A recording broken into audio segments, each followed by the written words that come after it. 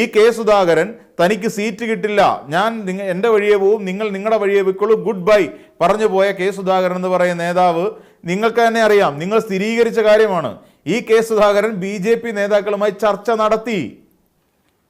ഈ പറയുന്ന മാർച്ച് മാസം 19-ാം തീയതി ഇവിടെ സ്വതന്ത്ര സ്ഥാനാർത്ഥിയായി മത്സരിക്കാൻ കെ സുധാകരൻ തീരുമാനമെടുത്തിരുന്നതാണ്. എന്തിൻ്റെ പിൻബലത്തിൽ?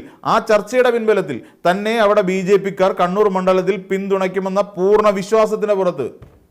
ആ വിശ്വാസത്തിൻ്റെ പുറത്ത് തന്നെ മറുകണ്ഠം ചാടിയ ഒരാളാണ് ജി സുധാകരൻ. KC വേണുഗോപാലുമായി വീട്ടിൽ വന്ന് നടത്തിയ ചർച്ച. അന്ന് KC പറഞ്ഞിട്ട് പോയത് ഇത് വെറുതെ ഒരു സൗഹൃദ സന്ദർശനം മാത്രമെന്ന് KC പറഞ്ഞിട്ട് പോയിരുന്നു. അന്ന് ജി സുധാകരൻ എന്താണ് മാധ്യമപ്രവർത്തകരോട് ചെയ്തതെന്ന് അന്ന് റിപ്പോർട്ട് ചെയ്യാനെത്തിയ എല്ലാ റിപ്പോർട്ടർമാർക്കും അറിയാം. അവരോട് നിങ്ങൾക്ക് എന്തിൻ്റെ അസുഖമാണ് എന്ന് ചോദിക്കുന്ന രീതിയിൽ അവരോട് ചാടിക്കടിക്കുകയാണ് ഈ ജി സുധാകരൻ ചെയ്തത്. അന്നേ സ്പെല്ലിംഗ് മിസ്റ്റേക്ക് മണത്തു തുടങ്ങി. ഒന്നുമില്ല, വെറും ഒരു സൗഹൃദ സന്ദർശനം മാത്രമാണ് എന്ന് പറഞ്ഞ് അവസാനിപ്പിക്കാമായിരുന്ന കാര്യത്തിൽ വെറുതെ ക്ഷുഭിതനായിക്കൊണ്ട് ജി സുധാകരൻ സ്വന്തം അജണ്ട ബോധ്യപ്പെടുത്തുകയായിരുന്നു അന്ന് കേരളത്തോട് ചെയ്തത്. അപ്പോൾ അതുകൊണ്ട് ഇരുമാതിരിപ്പെട്ട എല്ലാവർക്കും ജി സുധാകരൻ മറുകണ്ഠം ചാടിയെന്ന് പറഞ്ഞു കേട്ടപ്പോൾ ആർക്കും അത്രയ്ക്ക് അങ്ങോട്ട് ഞെട്ടലുണ്ടായില്ല എന്നുള്ളതാണ് വാസ്തവം.